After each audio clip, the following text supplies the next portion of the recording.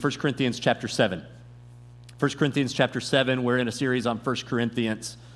All of you should have a handout that looks like this. If you don't have one of these, hold your hand up real high and David will come find you and he'll bring you. David, right over there, you missed somebody.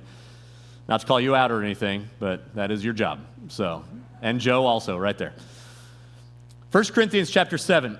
This past weekend, my wife and two of my sons were gone, and so I was home alone with my eldest son, and I took him to lunch at Longhorn Steakhouse because it's just us guys, and we got to go have steak, and it was really fun.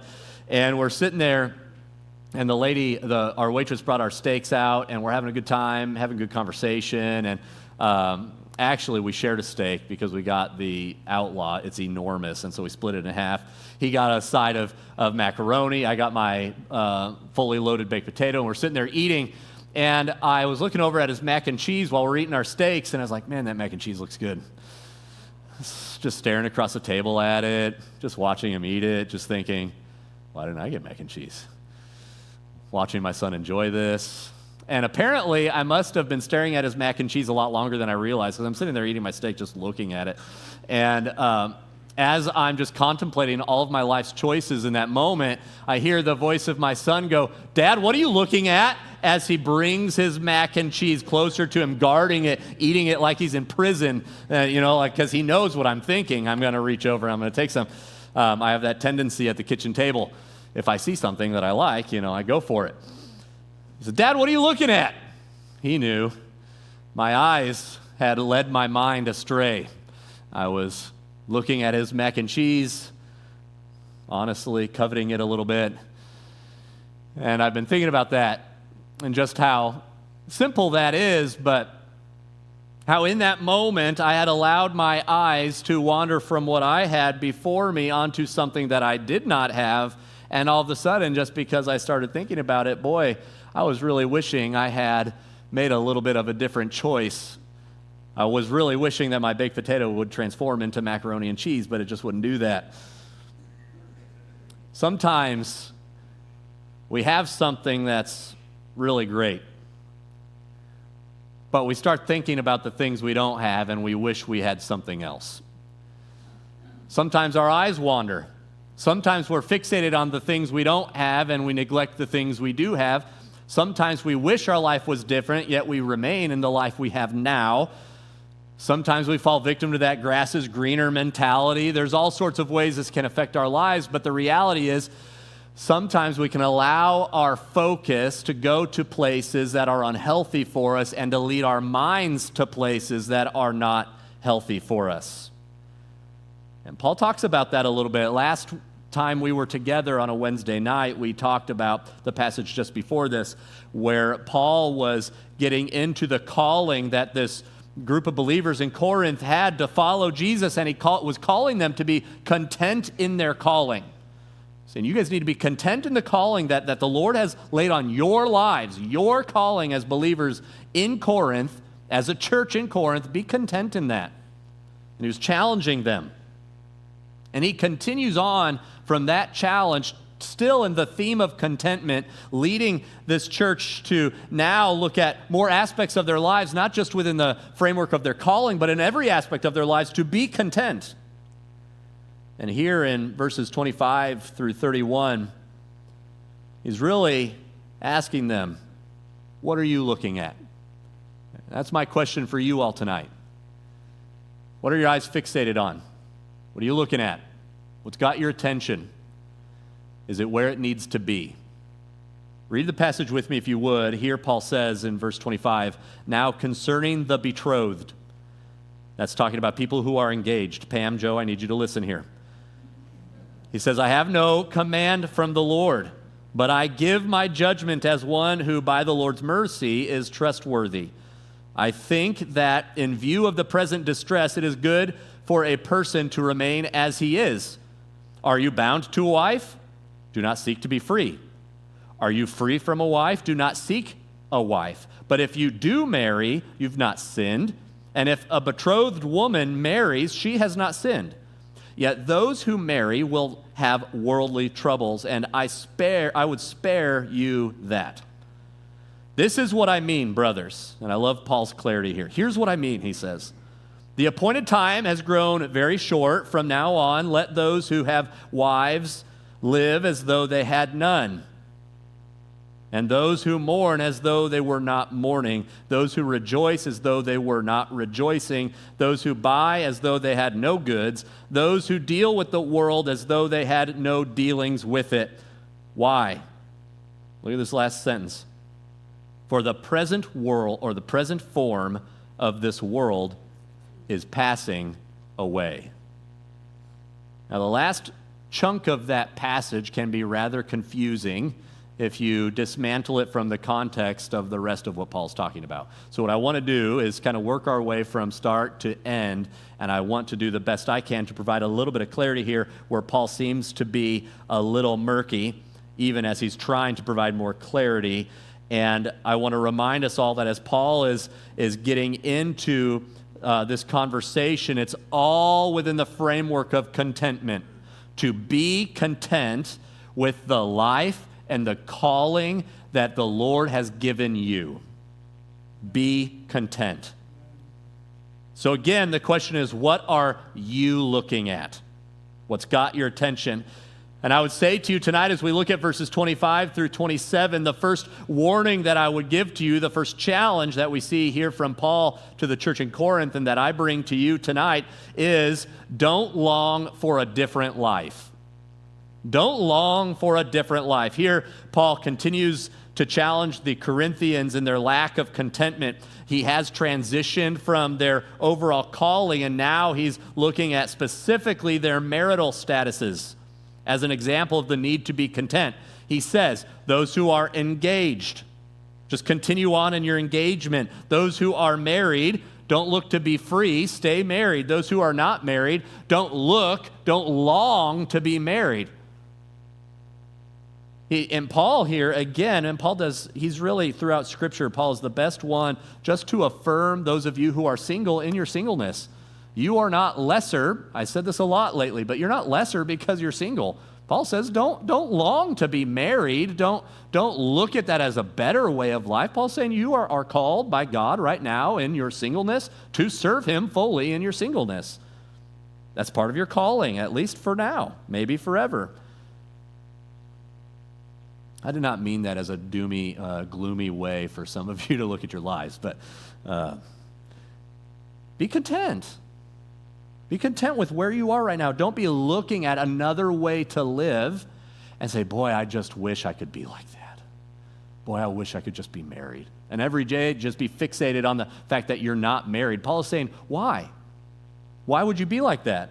This is part of the calling that the Lord has placed before you right now. If you're engaged, don't try to wiggle out of your engagement. Follow it through unless it's not healthy, and then you need to make a different decision. If you're married, don't long to be single. Now, I personally don't know a lot of people that are this way, but I've heard of people, and you certainly see people on TV that they act this way at least, but they complain about their marriage constantly, or, boy, it was so great when I didn't have the old ball and chain around. And like, why? Why do you even allow your mind to go there? Sarah, I'm not talking about you, I promise. I've never said that phrase. But you allow, Paul is challenging us to keep our minds from drifting into areas that they don't belong. Don't long for your life to be different than it is right now. Learn to be content with how it is and strive for righteousness wherever you find yourself. So, what's Paul saying here? Be content in the life you have right now. Where you find yourself right now, be content. If it's really hard, be content. If it's really great, be content. Married, be content in your marriage. Single, be content in your singleness. Engaged, be content in that, but keep moving forward towards marriage. Joe. Just kidding. Too often we long for something more, something different, whatever it is we don't have. Be content in your life right now. Be content in your relationship status that you have right now. That's specifically what Paul is talking about in this short passage. Be content in your career right now. I think we can extrapolate this principle far beyond just marital status. Be content in the career that God has given you, blessed you with right now. You know that person that jumps from job to job to job every few months? It's like nothing ever pleases them. They need to learn to be content and to thank the Lord for what they have. Be content in it. Be content with the resources that God has given you. You can always, any of us could complain about how much money is in our bank account. And it's amazing how the more money people have, it seems to me, the more they tend to want. Isn't that interesting? It like creates this hunger in a person. And the more you have of it, the more you want of it, and the less you think you have. So we need to learn to be content. The Lord has been so good to every single one of us. Amen? It's a great life He's called us to. Don't long for a life that is different than the one God has given you now. Learn to appreciate and be content where you are. Second thing, looking at just verse 28, here Paul says, if you do marry, you have not sinned. And I'm glad for this clarity he provides. And if a betrothed woman, an engaged woman, marries, she has not sinned, yet those who marry will have worldly trouble. So he offers some caution here, and I would spare you that. So again, Paul is coming into this conversation saying it's not wrong to get married, but there are difficulties that do come along with marriage, and Paul is saying from his perspective, in his experience, he would love for everyone to experience singleness the way that he has and to embrace it and to serve the Lord fully in his whole life as he has with his singleness. And that's why he says that. And so really here, as you look at marriage in particular, that's again specifically what Paul's saying here, I think it's important for us not to be naive. Don't be naive about things. And people get all sorts of crazy ideas about marriage, and this is one of the main things that I address in premarital work that I do with couples is I even have this whole assessment that assesses how essentially idealistic is what they call it in the assessment, how naive someone is about their view of marriage, how idealistically they view marriage. The assessment helps me to gather that information, and I can see that, boy, this person just does not understand realistically what marriage is going to be like at all, and I can kind of bring them back down to earth sometimes. But people get all sorts of crazy ideas about marriage. So don't be naive. I love that Paul comes in here and says, it's not a sin, but there will be troubles. It's not a sin, but there are difficulties. He's like, I'd love to spare you those things. And in the next passage, when we go further into 1 Corinthians 7, he begins to discuss specifically what some of those troubles are. But here are some of the cautions that I would give to all of you here tonight. Maybe you're wrestling with some of these now, or maybe you have these in your mind, no matter where you find yourself in your marital status. Let me just say, don't be naive. Here's a few things you need to know. Marriage is wonderful, but it does not fix all of your problems. I wish that it did. That would be awesome. It's wonderful. It's not sinful. It's not wrong. God has created marriage as a wonderful gift for us to experience on this side of heaven, but it does not fix all of your problems. Here are some false perspectives that people have. These are real things that people seem to think. Your marriage will not complete you. Your marriage is not designed to complete you. Jesus is designed to complete you. Your marriage can bring you closer to Jesus. It can challenge you to follow Jesus more closely. I hope it does challenge you in those things. But your marriage is not designed to complete you. It's not what it does. Your spouse will not make you happy all of the time. If you're looking for a person to bring you happiness, then you are looking in the wrong place. Your marriage, your spouse specifically, is not designed for, is not capable of bringing you happiness, being responsible for your happiness. That's not what your spouse is there for. Your spouse will, at times, bring great happiness into your life. But if you are expecting a person to be fully responsible for the happiness that you feel, you're putting an impossible burden upon their shoulders. They can't do it. So your spouse will not make you happy. Your relationship will not satisfy all of your needs. It won't. It will satisfy a lot of your needs, but some of the things you thought your marriage would take care of, you're going to get married and be married for 6 months or so, or maybe a little longer, and realize, boy, I'm still wrestling with the same exact needs or desires or whatever it is, angst inside of me that I had before I was married. I thought this would go away. Your relationship will not satisfy all those things. You know, there's only one place you can find all of these things consistently, and that is Jesus. It's your Savior. Again, marriage is wonderful.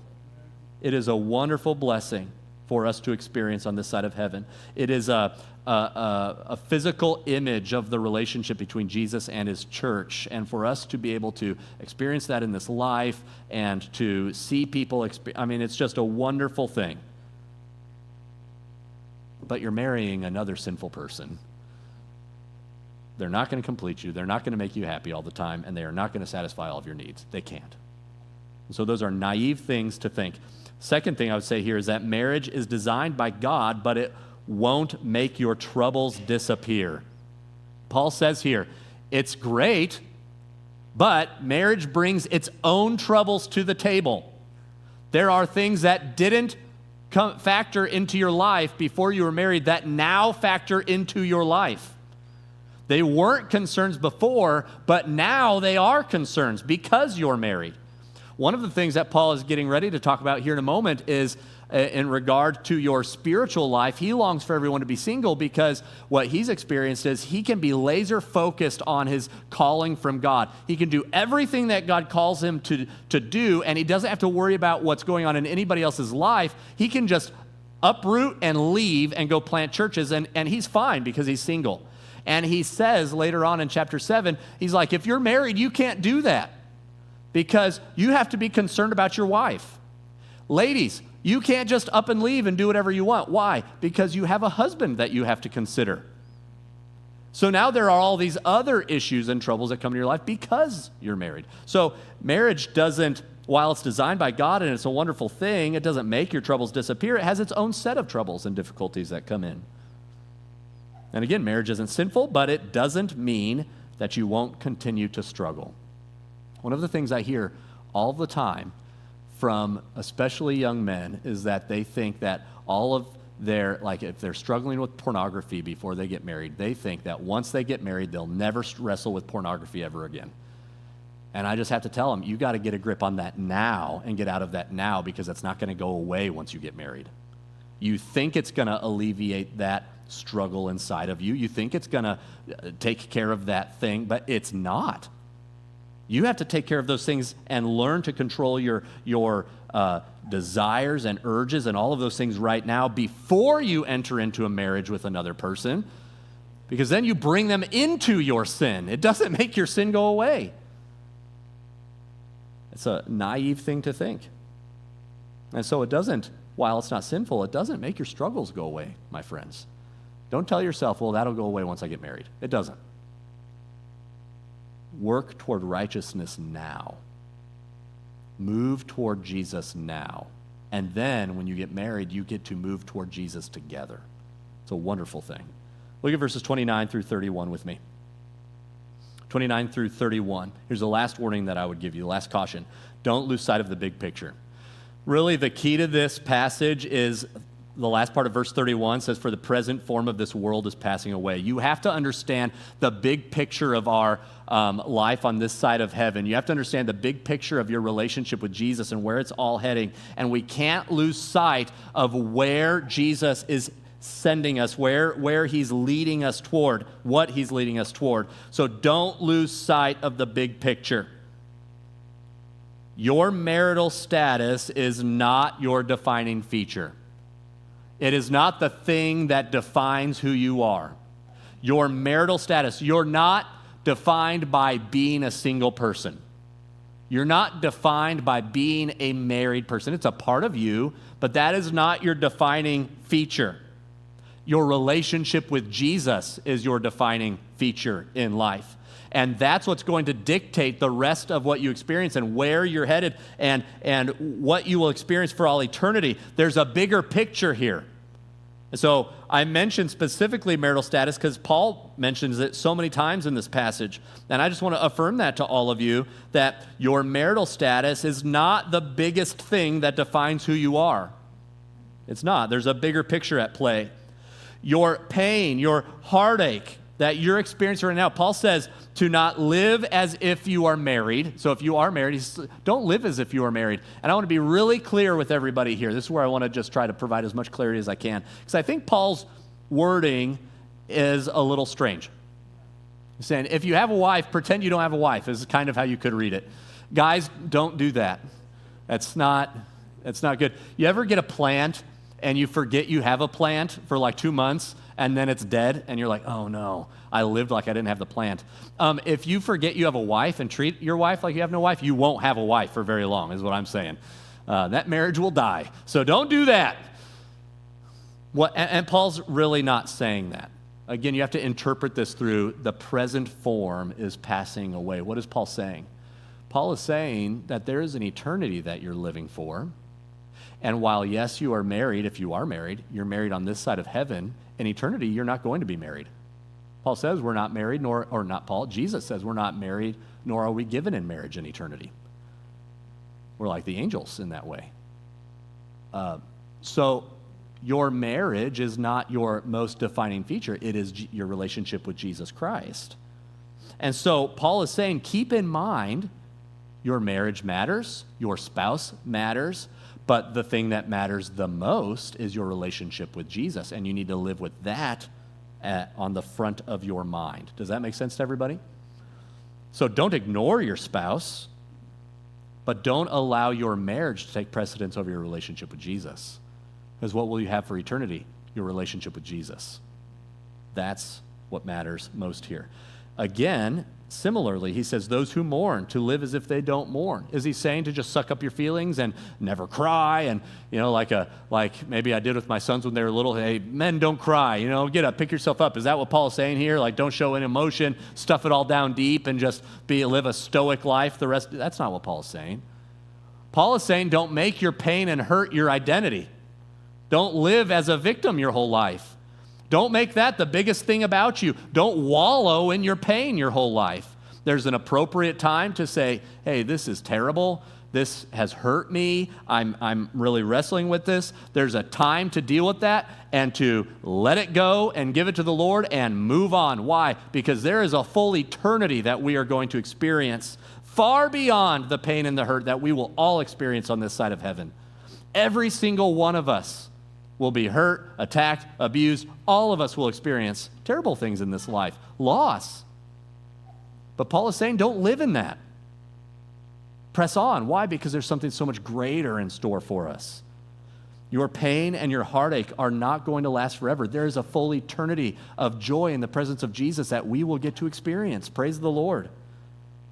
And then he goes on to say that those who are rejoicing should live as if they were not rejoicing. And let me say this, on the other side of that same coin, your blessings and riches are only a small taste of what is to come. Don't become proud. Don't become just so consumed with your riches and with the things that you have and the blessings that you've experienced on this side of heaven. Don't allow that to take your eye off of the ultimate prize.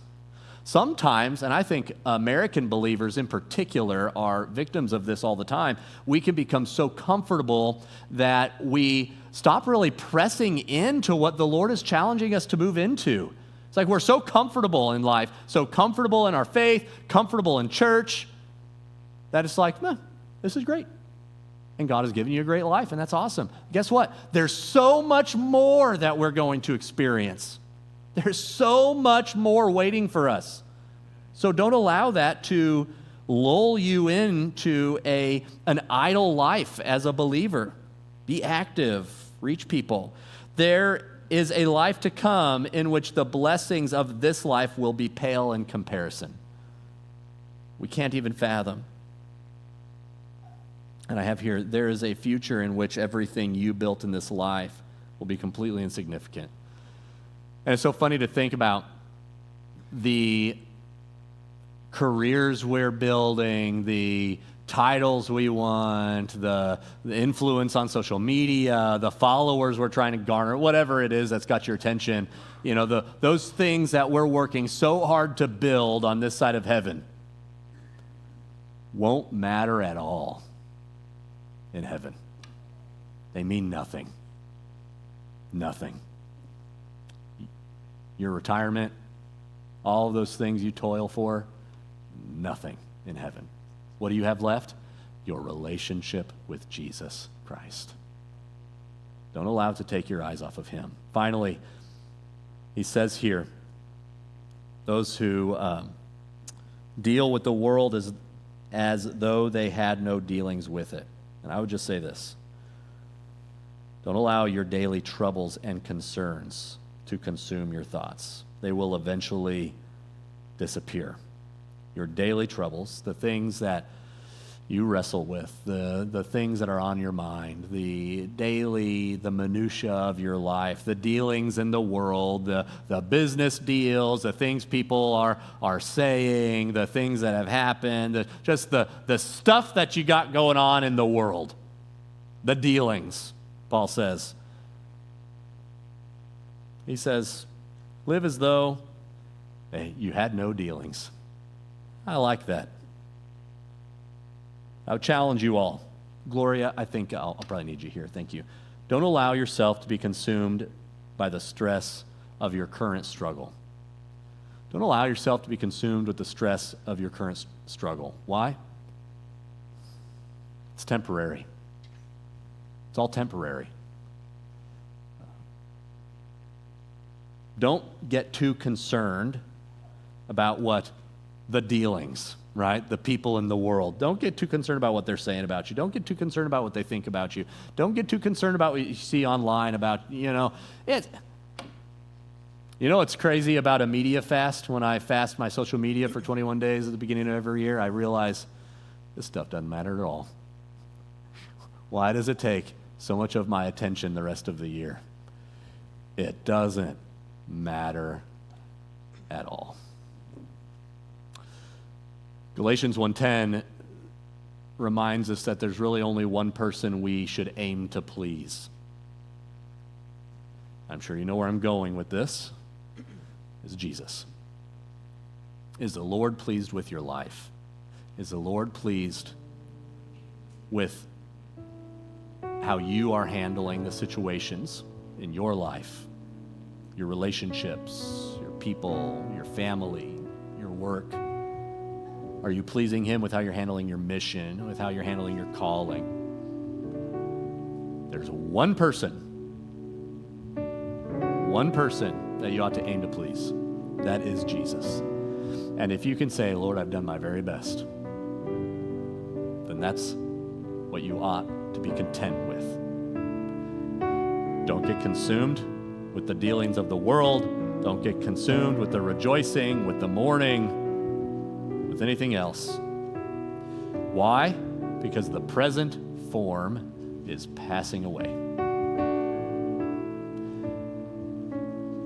One day, all of us will be caught up in the air and we'll meet Jesus. And we will get to spend the rest of eternity with him.